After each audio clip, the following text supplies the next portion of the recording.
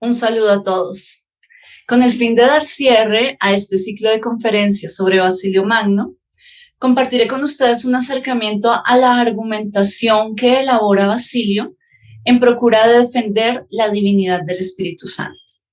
Mi nombre es Marta Lucía Méndez, soy miembro del Semillero de Hermenéutica y Padres de la Iglesia y estudiante de posgrado en Teología en la Pontificia Universidad Javeriana. Esta conferencia la desarrollaremos a partir del análisis del documento sobre el Espíritu Santo desarrollado por Basilio.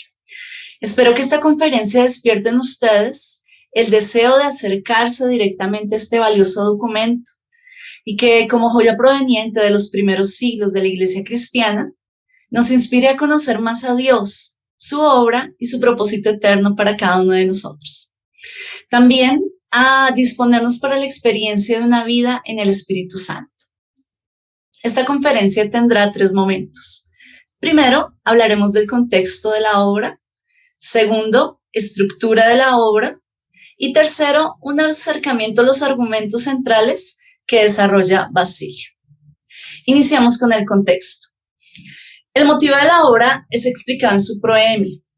El documento es elaborado como respuesta a la petición de Anfiloquio, amigo de Basilio, y obispo de Iconio, quien quería de Basilio una mayor amplitud respecto al porqué de la forma de la glorificación que él estaba empleando en la liturgia de la iglesia de Cesarea. Gloria al Padre, con el Hijo, con el Espíritu Santo.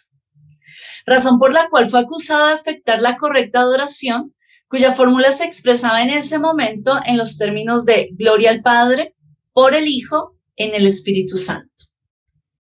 La forma en que Basilio expresa dicha doxología acarreaba ciertas implicaciones, puesto que para algunos no había igualdad de dignidad en las 3 personas de la Trinidad. Por esta causa acogían la fórmula asimétrica de la adoración, que en nuestra presentación está en color amarillo. Gloria al Padre, por el Hijo, en el Espíritu Santo.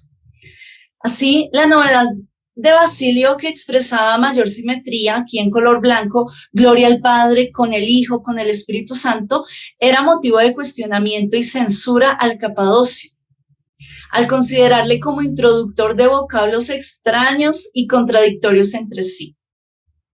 Por lo tanto, aunque elabore respuesta al porqué de la fórmula doxológica, en ella se encontrará una amplia reflexión respecto a la divinidad del Espíritu Santo, debido a las implicaciones que conlleva este uso. Pues bien, Basilio responde con diligencia a la petición de Anfiloquio, a quien se dirige en los siguientes términos. Pero lo que más admiro de ti es que no propones las preguntas por probarme, como la mayoría de la gente hoy, sino por descubrir lo que es la verdad misma. Hasta aquí Basilio. Bueno, en esta sensibilidad de Basilio, al discernir las intenciones que se pueden esconder en determinada actitud, se puede identificar lo propio de un sabio maestro, interesado en exponer, no con la intención de demostrar el tener la razón, sino con fines de edificación e iluminación a la iglesia, teniendo como fundamento la Sagrada Escritura y la tradición que se había venido construyendo. Bueno, sobre la importancia histórica de este tratado, sobre el Espíritu Santo, nace en medio de un clima conflictivo que también llegó a afectar la esfera política, provocando destierros a los obispos ortodoxos o confiscación de sus bienes, y en la que también participó el pueblo, aun cuando no tuviera una claridad plena respecto a aquello de lo que se estaba disputando. Por esta razón, Basilio procuró dar cuenta de la inseparabilidad del Espíritu Santo con el Padre y con el Hijo, quien obra en el alma del creyente y es digno de toda la gloria. Respecto a la fecha, se considera que la obra llega a Anfiloquio sobre el año 376. Esta fecha es posterior al concilio de Nicea en el 325. En este concilio se expresa la consubstancialidad del Padre y del Hijo. Pero también esta obra es previa al concilio Constantinopla, que se desarrolló en el 381, en el que se declaró la divinidad del Espíritu Santo junto con el Padre y con el Hijo. Este periodo entre concilios será testigo de controversias teológicas, como por ejemplo la expuesta por los arrianos extremistas, quienes consideraban en el misterio trinitario una negación de la unicidad de Dios. En consecuencia, generaron propuestas que afectaron en algún momento el reconocimiento de la divinidad del Hijo y para el tiempo de Basilio, la divinidad del Espíritu Santo. Lo anteriormente expuesto nos indica que esta obra constituyó un aporte significativo para lo que posteriormente sería la definición de la divinidad del Espíritu Santo en el primer concilio de Constantinopla. Bueno, aunque para esta fecha ya hubiese fallecido Basilio. Esta realidad es expresada por José María Yanguas en los siguientes términos. Dice él: el desarrollo de la teología del Espíritu Santo es deudor, y no poco, de la enseñanza de Basilio el Grande. Su obra es formalmente el primer estudio monográfico en torno a la tercera persona de la Trinidad. A partir de Atanasio y de San Basilio, la investigación que profundiza teológicamente la revelación en lo que toca al Espíritu Santo no se interrumpirá jamás. Así, a través de Dídimo el Ciego, San Jerónimo y San Ambrosio, y continuando con San Agustín y los demás teólogos de la Alta Edad Media, se llega a la gran teología neumática de Santo Tomás de Aquino, que viene a ser como el coronamiento del esfuerzo realizado durante siglos. Hasta aquí Yanguas. Bueno, en esta obra, además de esto, encontramos también un valioso tesoro espiritual. Está impregnado por un autor que vivencia una profunda interioridad. Él mismo se encargó de cultivar esto a través de diversas experiencias de oración, retiro espiritual y soledad. El fruto de su devoción y disciplina se evidencia en sus escritos, en su labor pastoral y en el trabajo con grupos humanos vulnerables. Todo esto despertó la admiración, el apoyo de la comunidad y también una notoria obra en cuanto a la honra póstuma que se le dio. Por esta razón, no será extraño que al leer esta obra, el lector también se ha inspirado a una vivencia de fe consagrada, reverente y conectada con las necesidades de nuestro tiempo. Para cerrar este espacio, quiero que notemos que independientemente del contexto en que desarrollemos nuestra vivencia cristiana, es una auténtica vida de oración, lo que nos permitirá permanecer lúcidos y direccionados respecto al cómo responder ante las vicisitudes, dando testimonio de la fe que se ha abrazado y fortalecidos para desarrollar la labor que se nos ha encomendado por Dios Padre, Dios Hijo y Dios Espíritu Santo. Esta realidad es ejemplificada en el testimonio de Basilio Magno. Ahora pasemos a la estructura de la obra. El fundamento para la construcción del pensamiento basiliano se desarrollará a partir del dato de la Sagrada Escritura en diálogo con la tradición. Estas fuentes primarias serán nutridas en la formación como retor y de la cultura filosófica conocida por Basilio, con el fin de encaminar la construcción de una argumentación lógica. El razonamiento de Basilio es descrito por Yanguas en una dinámica en la que se parte de un dato de la Sagrada Escritura, luego se añade un correcto principio filosófico y se deduce una conclusión extraída de las premisas. Respecto al recurso de la Sagrada Escritura, Giovanna Sali menciona sobre esta obra que es difícil hallar un pasaje bíblico referente al Espíritu Santo que no esté citado en este tratado. Dice ella, no menos de 460 son los pasajes citados de casi todos los libros bíblicos, a veces a la letra, a veces de memoria, con un total de 654 versículos, excluyendo sus muy frecuentes repeticiones.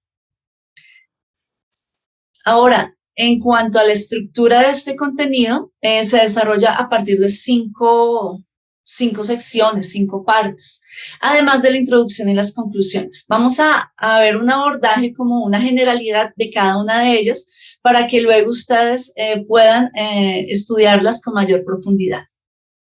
Nos encontramos primero con la introducción.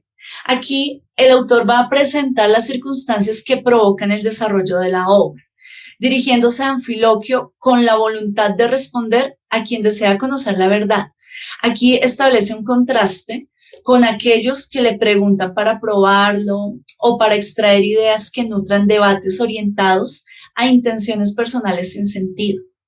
Además, aquí hace referencia al uso de preposiciones y conjunciones en la escritura e indicando la importancia de investigarlas con diligencia.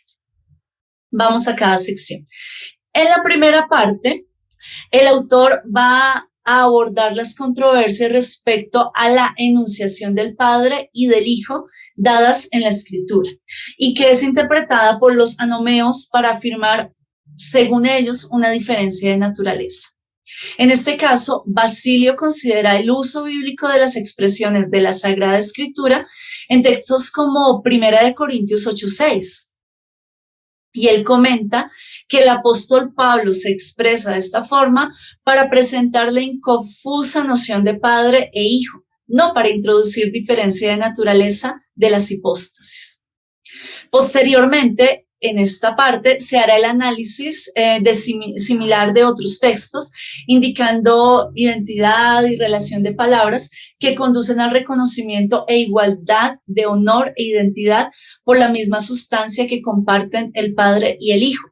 Por lo tanto, esta primera parte contiene una riqueza cristológica muy, muy especial. Segunda parte. Iniciando con el capítulo 9, él va a realizar una amplia exposición bíblica del Espíritu Santo y la identidad de perfecciones con el Padre y con el Hijo. Además de la obra efectuada en el alma del individuo que abordará Basilio desde la categoría familiaridad con Dios.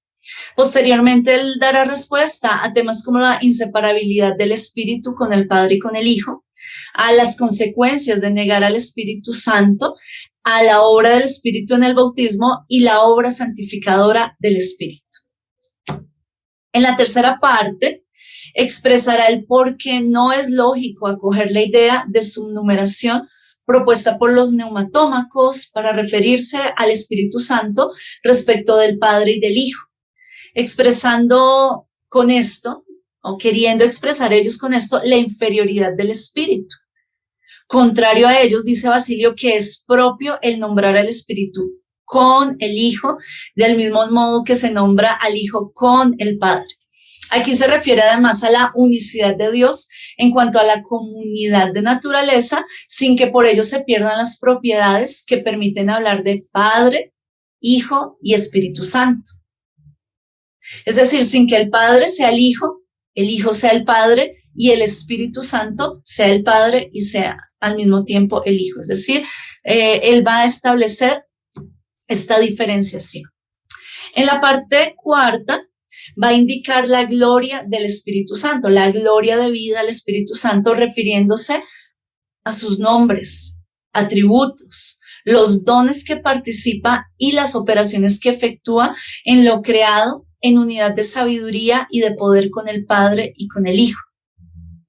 Aquí luego de realizar una amplia exposición concluye: no vamos nosotros a ensalzar en el más alto grado al que es divino por naturaleza, inabarcable por su grandeza, poderoso en sus obras y bueno en sus beneficios. ¿No vamos a glorificarlo? Bueno, y finalmente, en el capítulo 24, Basilio hace énfasis en el poder vivificador del Espíritu Santo. En la parte quinta, habiendo sumado todos estos elementos argumentativos, Basilio va a retomar el tema de la preposición con, que es empleada por él en la doxología litúrgica, y consolidando la lógica de su exposición, él va a afirmar: yo, de hecho, en ninguna parte hallo que se diga a ti, Padre, la gloria por medio de tu unigénito en el Espíritu Santo. Y finalmente, él va a realizar en el capítulo 30 una conclusión. Aquí él va a realizar una mención al estado actual de las iglesias y a la conmoción causada por quienes se oponen al reconocimiento de la enseñanza conforme a la Escritura. Un valioso aporte para entender el ambiente de las iglesias de aquella época. pone su obra al servicio de la doctrina que se ha conservado y finalmente él invita a Anfiloquio a la búsqueda de aquello que considere haga falta respecto a los temas tratados. Pues bien, esta es nuestra estructura y ahora vamos a ir sobre el final de esta conferencia, la tercera parte, revisando los argumentos centrales sobre la divinidad del Espíritu Santo. En esta sección voy a presentar algunas de las líneas argumentativas, 4 líneas argumentativas, a partir de las cuales Basilio Magno expone la divinidad del Espíritu Santo. ¿Qué se evidencia aquí? Se evidencia el esfuerzo de un pastor que, comprometido con su iglesia, con la iglesia, busca iluminar y ampliar la comprensión acerca del misterio de Dios a partir del testimonio de la Escritura a fin de responder a sus contradictores. Para tal efecto, hará una constante alusión a las implicaciones espirituales y existenciales de la comprensión del Espíritu Santo en la vida del creyente. No en vano, afirma Benedicto XVI. Nuestro autor ha llegado a considerarse como uno de los grandes padres que formularon la doctrina de la Trinidad, en que podemos reconocer el único Dios, precisamente por ser amor, es un Dios en 3 personas, que forman la unidad más profunda que existe, la unidad divina. Precioso aporte. Bueno, en este mismo sentido también es apreciable el comentario que Giovanna Asali realiza respecto a Basilio Magno, y ella nos da a entender la forma en que Basilio encamina su reflexión teológica. Ella indica que en el diálogo presentado por el autor existe una elevación espiritual que conecta las concepciones filosóficas con la inteligencia perfecta, poderosa y soberana del Espíritu Santo, de tal forma que ella afirma literalmente que nos lleva a la comprensión de su esencia inmaterial, que no está sujeta al tiempo ni espacio, mutaciones o alteraciones como las criaturas. De infinita grandeza y potencia, se comprende su bondad. Vive en una plenitud sin límites, por eso da generosamente sus bienes variadamente, perfeccionando a las criaturas, a todas está presente y a todas se comunica, permaneciendo sin embargo inagotable en sí mismo, indivisible, estable y entero. Ahora pasemos a los argumentos.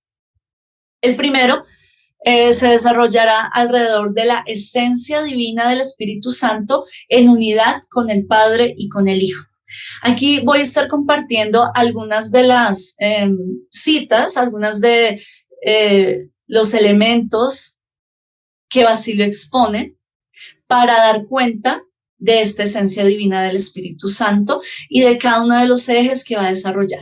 Entonces, con el fin de dar cuenta de la fe en el Espíritu Santo, Basilio enfatiza la irrompible unidad del Espíritu con el Padre y con el Hijo, empleando expresiones propias de la Escritura y de la tradición de estas raíces ya presentes en su época, en afirmaciones como: en cambio, el Espíritu está coadunado con Dios, no por la necesidad de la ocasión, sino por la comunión de naturaleza, ni porque nosotros le hayamos arrastrado, sino porque el Señor se lo ha unido.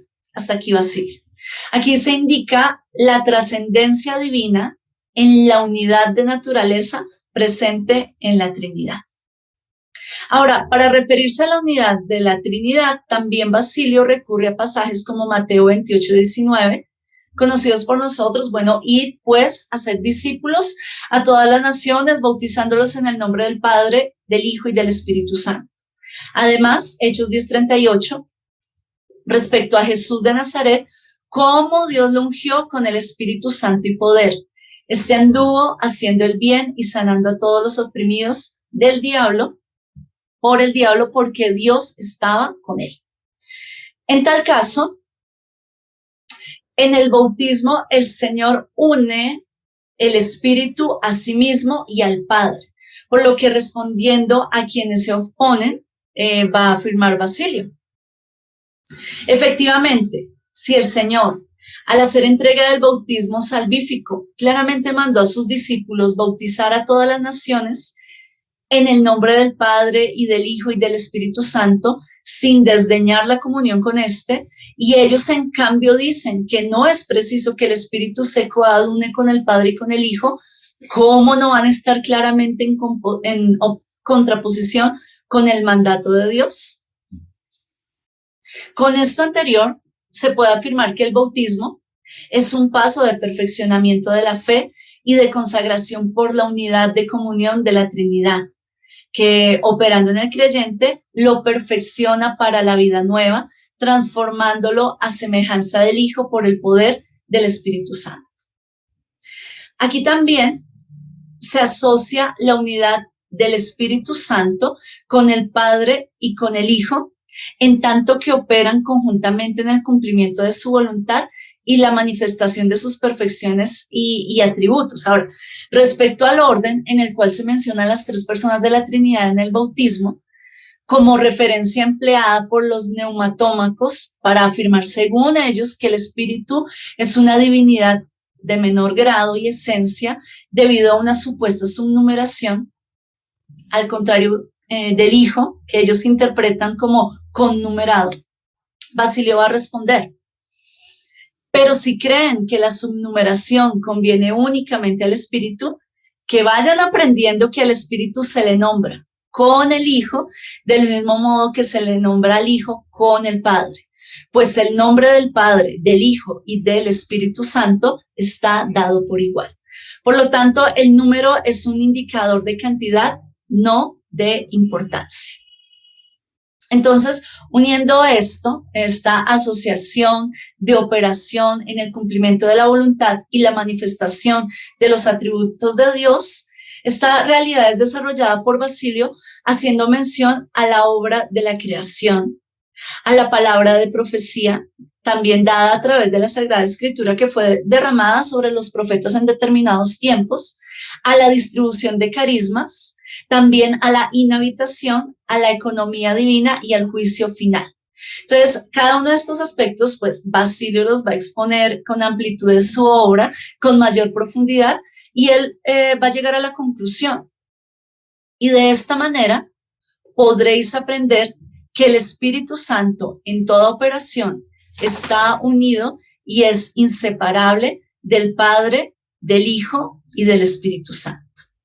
Entonces, en esta unidad de operación también respecto al texto de 1 Corintios 12, 4 al 6, él va a mencionar algo. El texto dice: ahora bien, hay diversidad de dones, pero el Espíritu es el mismo. Y hay diversidad de actividades, pero el Señor que efectúa todas las cosas en todos es el mismo. Y hay diversidad de actividades, pero Dios que efectúa todas las cosas es el mismo. Aquí Basilio realiza un comentario en el cual se ejemplifica el uso de analogías que se encuentran a lo largo de la obra, que él va a emplear constantemente, siendo un valioso recurso que ayudará a la comprensión, y en este caso para afinar la comprensión respecto de lo divino en su indisociabilidad e inseparabilidad del Padre y del Hijo en todo. Dice Basilio: naturalmente, no porque el apóstol mencione ahí en primer lugar al Espíritu Santo, en segundo lugar al Hijo y en tercero a Dios Padre, ya es absolutamente necesario pensar que se ha trastocado el orden. Pablo efectivamente tomó el principio de nuestra misma índole. Cuando recibimos regalos, primero nos encontramos con el que distribuye, luego pensamos en el que los envía y luego elevamos la reflexión hasta la fuente y causa de los bienes. Y para cerrar este aspecto de la unidad en naturaleza, es precisamente a partir de la fórmula bautismal que Basilio va a dar cuenta del porqué de la doxología expresada en su diócesis con la fórmula gloria al Padre, con el Hijo, con el Espíritu Santo. Y que no quiere decir más de lo que está en la Sagrada Escritura. Además, en el capítulo 29, él mencionará a otros respetados autores de la antigüedad como Ireneo, Clemente de Roma, Dionisio de Roma y Dionisio de Alejandría. Ellos también expresaron al Espíritu Santo como testimonios de esta fe fiel a la Escritura, dándole gloria. y que también está enraizada en las comunidades de fe. Aquí Basilio va a afirmar: ¿cómo pues voy a ser yo un innovador y fabricante de palabras nuevas? Yo que estoy aduciendo como autores y defensores de esta expresión a pueblos enteros y ciudades, y una costumbre más antigua que toda memoria humana, y hombres que son pilares de la iglesia y eminentes en todo conocimiento en el poder del Espíritu. Así pues, por lo que hace a los hombres de buen sentido, es suficiente defensa lo ya dicho, puesto que aceptamos una expresión tan grata y tan familiar a los santos, además confirmada por tal costumbre, ya que desde que se anunció el Evangelio hasta hoy, se demuestra que ha tenido vigencia en las iglesias. Y lo que es de máxima importancia, han tenido un sentido de piedad y de religiosidad. Bueno, el segundo eje a partir del cual Basilio va a desarrollar su argumentación es el Espíritu Santo, Señor y Dador de la vida. Aquí Basilio enfatiza la diferencia radical del Espíritu Santo respecto de los espíritus creados, especialmente de aquellos que en algún momento se mencionan con el Padre y con el Hijo, es decir, los ángeles. El autor indicará cómo estos poseen la vida debido a que les es comunicada de una potencia dadora y por lo tanto no deben ser glorificados. Tampoco se debe rebajar la dignidad del Espíritu Santo a la de los ángeles. Él mencionará: por consiguiente, no está en el mismo plano de igualdad la mención del Espíritu y la de los ángeles, sino que se menciona al Espíritu como Señor de vida y a los ángeles, en cambio, como amparo de sus compañeros de esclavitud y fieles testigos de la verdad. En cuanto a acto creador, el Espíritu Santo, según Basilio, y en diálogo con la Sagrada Escritura, él nos muestra cómo él crea de modo divino, plena, perfecta y autónomamente. Sin embargo, cada persona divina quiere cooperación, como expresa Basilio. Así, efectivamente, el Padre no hubiera necesitado del Hijo, creando con su solo querer, pero, sin embargo, quiere hacerlo mediante el Hijo. Ni el Hijo hubiera necesitado colaboración, obrando a semejanza del Padre. Con todo, también el Hijo quiere perfeccionar por medio del Espíritu. En esta reflexión se da el reconocimiento de la profunda e inefable comunión de la Trinidad, que escapa del razonamiento al ser parte de lo eterno, en el cual las tres hipóstasis coexisten en plena de una única esencia divina. El tercer elemento de Basilio es gloria al Espíritu Santo. Luego de considerar la igualdad de naturaleza, la profunda comunión y unidad de acción con el Padre y con el Hijo, Basilio también reflexiona respecto a la participación en gloria del Espíritu Santo por la unidad a la que pertenece y la gloria que debemos dar a él, y que también la Escritura atestigua al llamarle con los nombres relacionados con el Padre y con el Hijo. Entonces hará una exposición respecto a los nombres como santo, bueno, recto, consolador. Y de esta forma va a concluir: así, los nombres que atañen al Padre y al Hijo son comunes al Espíritu Santo, quien recibe estos apelativos por razón de su afinidad de naturaleza. ¿De qué otra parte podrían venirle efectivamente? Tales son, pues, los nombres grandes sobremanera, mas ciertamente sin exageración sobre la gloria. Y ya en el capítulo 18, Basilio ha mencionado respecto a la gloria mutua que se da entre la Trinidad, desarrollada por la profunda familiaridad de comunión y relación de las tres personas, que aún es un misterio para la comprensión nuestra, pero que está atestiguada por la Sagrada Escritura. Y finalmente, el cuarto elemento argumentativo sobre el que Basilio desarrollará esta exposición, mostrando la divinidad del Espíritu Santo, es en cuanto al cristiano y la vida en el Espíritu. Como se señaló previamente, la teología desarrollada por Basilio se enriquece con la intencionalidad pastoral y espiritual de un hombre comprometido con la edificación de la iglesia.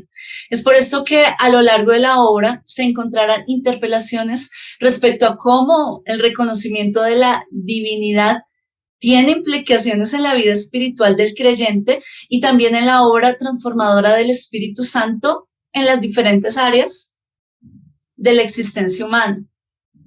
A este respecto, Basilio señalará: por medio del Espíritu Santo tenemos el restablecimiento en el paraíso, la subida al reino de los cielos, la vuelta a la adopción filial, la confiada libertad de llamar Padre a nuestro Dios, de participar en la gracia de Cristo, de ser llamado hijo de luz, de tener parte en la gloria eterna y en general de estar en la plenitud de la bendición en esta vida y en la futura, viendo como en un espejo la gracia de los bienes que nos reservan las promesas y de los que esperamos ansiosos disfrutar por la fe como si ya estuviesen presentes. Hasta aquí Basilio en esta hermosa cita.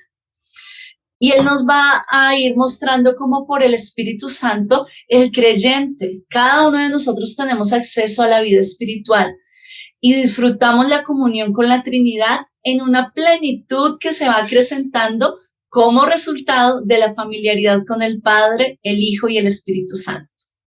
Además, el individuo recibe la participación de los carismas, de la santidad y de la fortaleza interior.